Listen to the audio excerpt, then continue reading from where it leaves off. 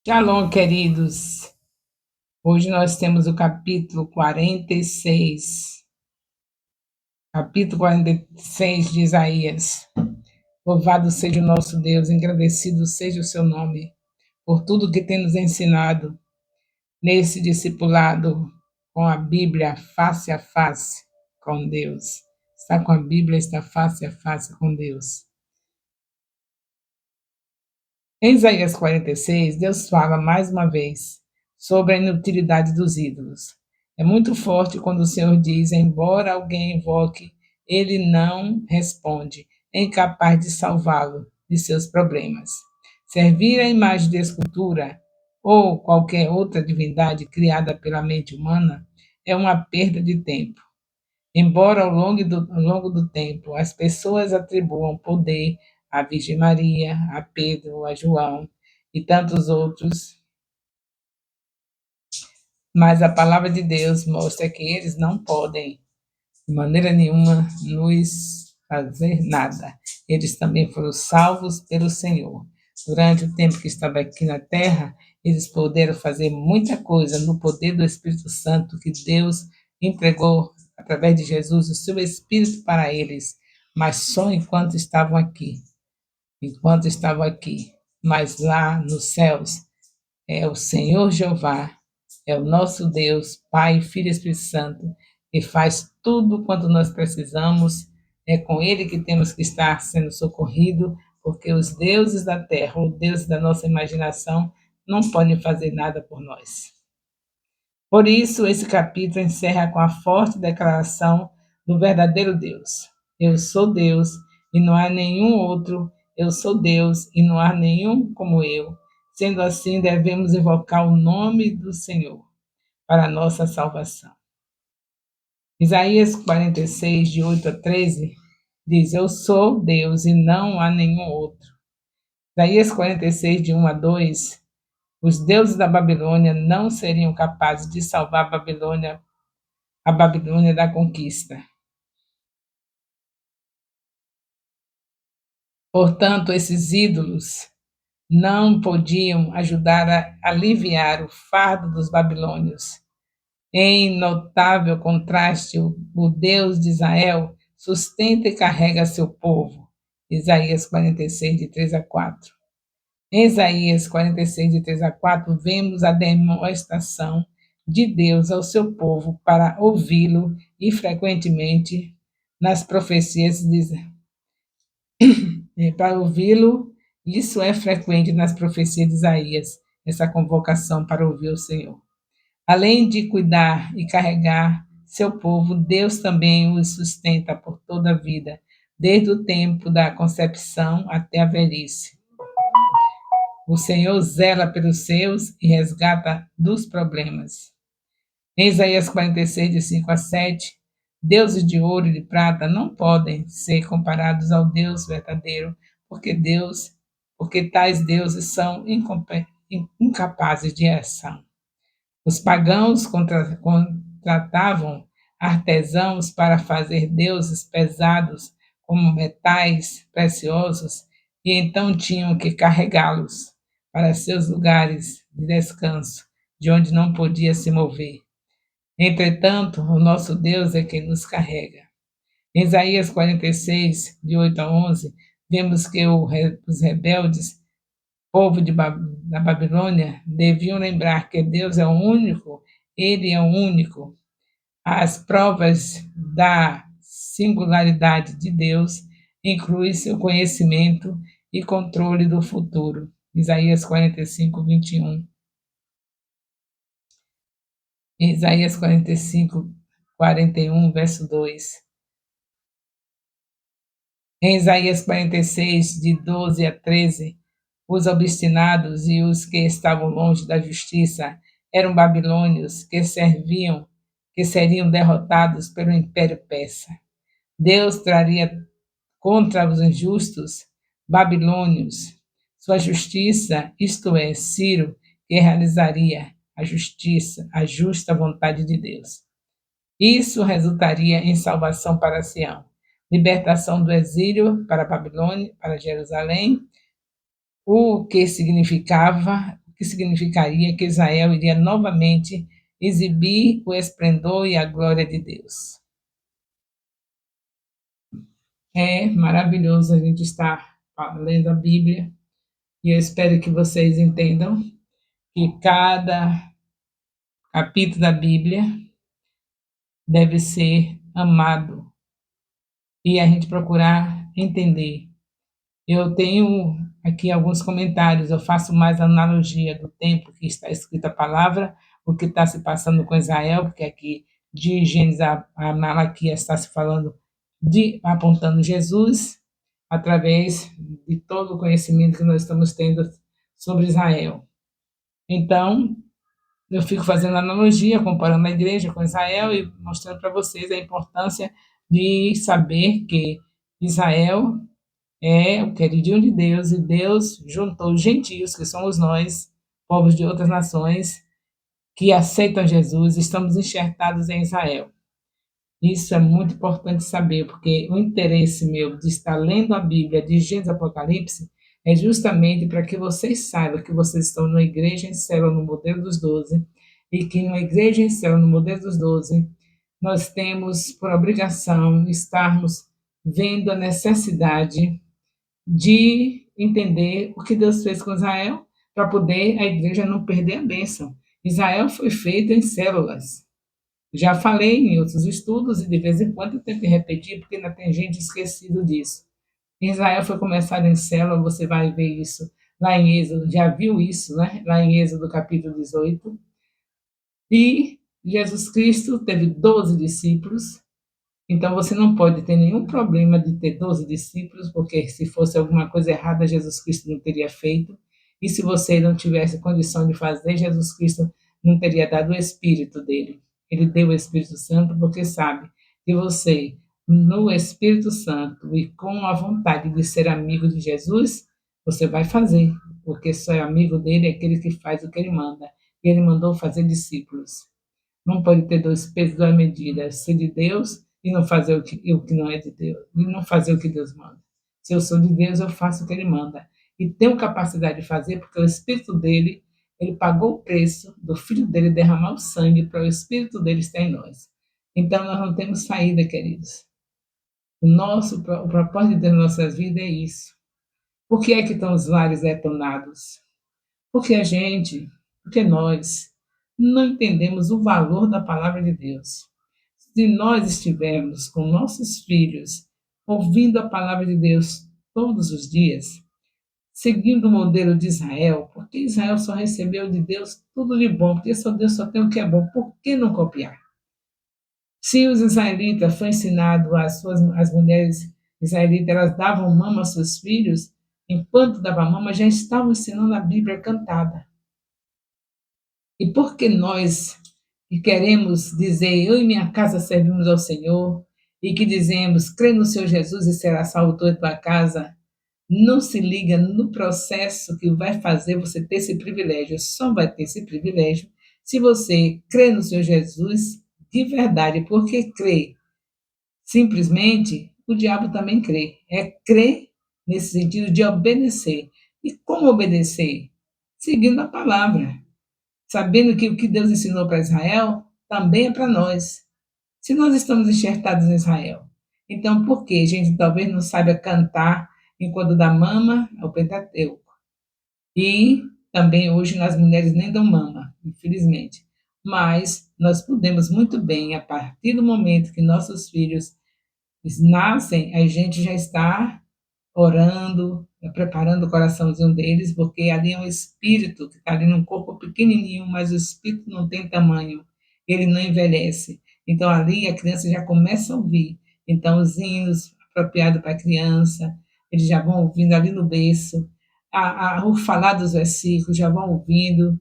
Aí que tal você amanhecer o dia com seu bebê já dizendo o que está escrito em Salmo 139, versículo 14, que ele foi feito de uma maneira tremenda e maravilhosa, que o Senhor já se fazia presente com ele ali no ventre. O espírito, que é o seu bebê, que está num corpo de criança, mas é um espírito, já vai ouvindo e entendendo. E aí vai crescendo ali naquele clima da palavra, e o culto doméstico já sendo feito, né? Não espero o bebê crescer, ele já tem que ver papai e mamãe sentado ali, ele no colo, e papai e mamãe lendo Bíblia, e tudo isso está passando para a criança. É na criança que é para inculcar a palavra.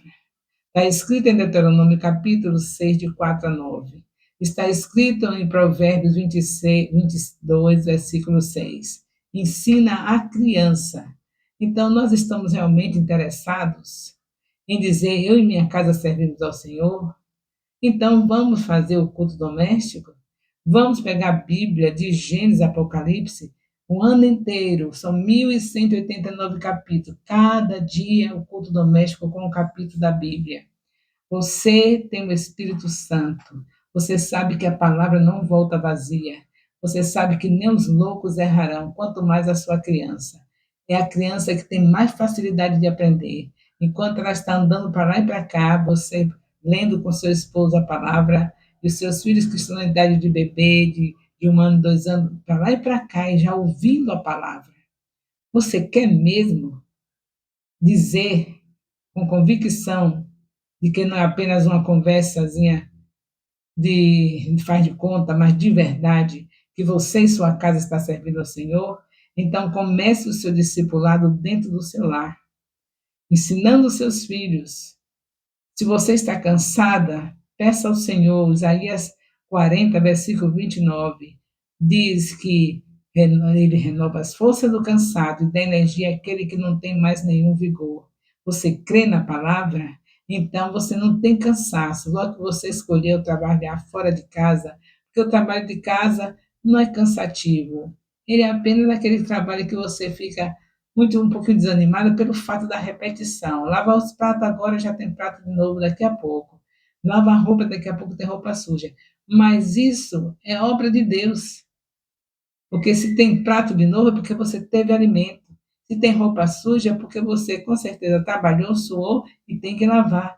Em tudo dá graça, é para você se sentir alegre, porque a sua casa tem trabalho para fazer. E aí você faz confiando de que Deus vai renovar suas forças.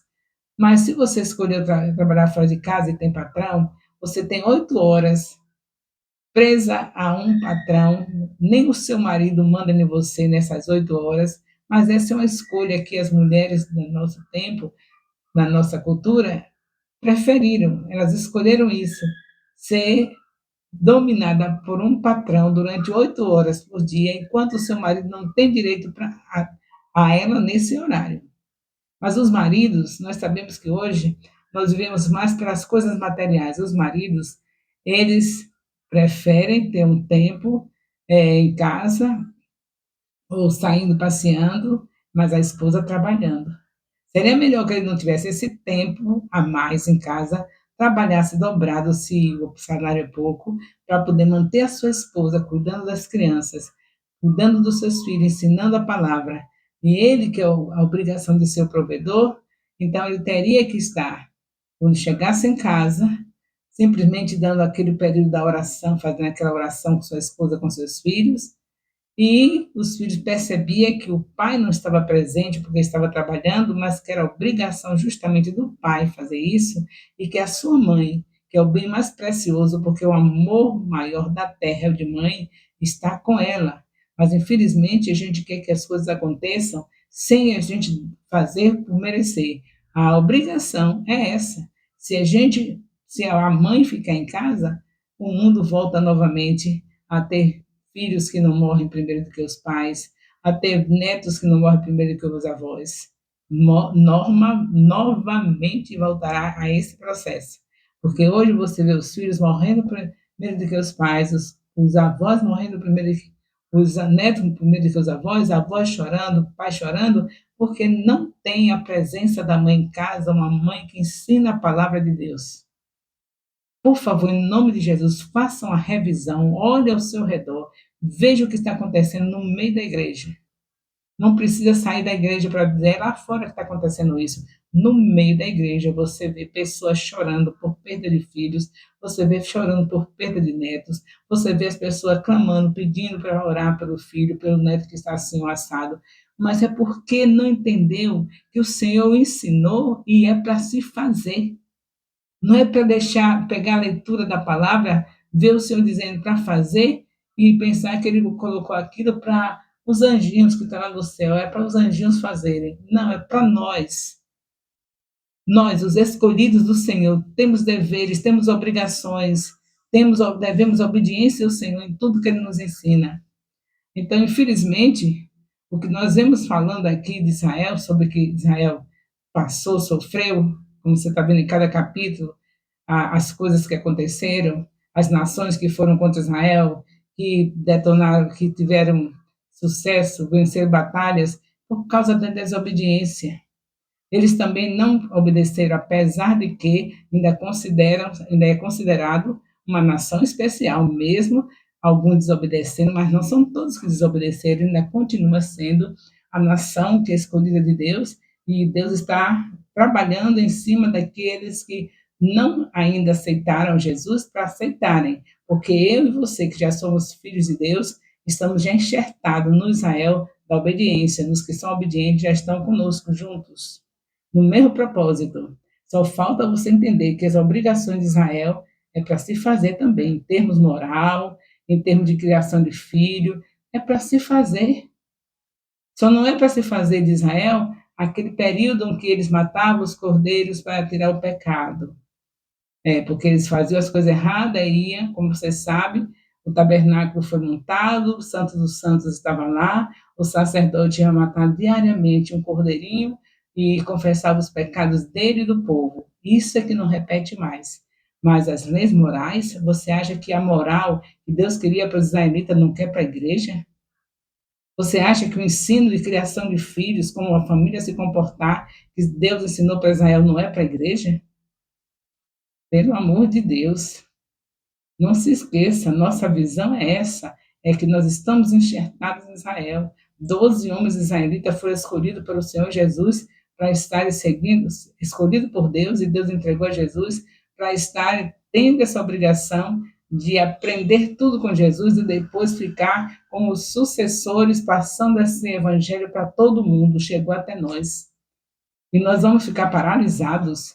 Nem com nossos filhos a gente tem o prazer de ensinar, de discipular. Nem com nossos filhos a gente troca bens materiais, coisa passageira, pela salvação e vida de abundância dos nossos filhos. Você acha que um filho criado com babá, com titia e vovó é igual a ser criado com a mãe? Eu já disse, vou repetir, vovó ama dobrado, porém vovó cochila. Não é o tempo dela de estar olhando a criança, ensinando a criança, porque ela cochila, ela já cansou, já criou você. Agora você cria o seu filho. Ensina, a vovó pode estar dentro de casa para dar o um beijinho, um abracinho, contar a história, mas a mãe é que tem que estar atenta para tudo, porque não é somente a vovó sentar para contar a história, tem aquela coisa toda, aquele processo todo de você ver onde o seu filho vai, o que está fazendo, chamar para ficar louvando a Deus, venha buscar a Deus, vamos embora cantar com a mamãe, vamos embora louvar com a mamãe. Não é somente momento de uma hora de culto doméstico, mas é o dia inteiro, enquanto está dentro de casa, quando sai para o colégio, a criança já sai com a mente totalmente tomada pela presença de Deus, porque elas são maleáveis para aprender a palavra. É necessário que a gente saiba o discipulado é a ordem de Deus e começa na nossa casa. E se você não fez isso com seus filhos, pelo menos alivie. Deus já lhe perdoou, agora alivie um pouquinho. Vamos pegar, vamos pelo menos agora aliviar, mostrar gratidão pelo perdão de não ter cuidado da família, não ter feito seus filhos discípulos do Senhor Jesus, e pega as pessoas que estão lá fora. Pelo menos, né? Aí você não vai dizer, eu não consegui fazer isso com meus filhos, vou fazer com os outros. Pois aí é que está a maldade do coração. Você não conseguiu pela ignorância, por não ter achado alguém que lhe ensinasse, que abrisse a Bíblia com você de Gênesis Apocalipse, você saber de Gênesis Apocalipse, não tem como você não saber o que Deus quer para você. Você não teve alguém que fizesse isso, mas agora você está tendo. Então, qual é a visão sua agora? Meu Deus, me perdoe por não ter feito isso com meus filhos, não fazer com o doméstico, não deixar meus filhos na mão da babá, na mão do celular.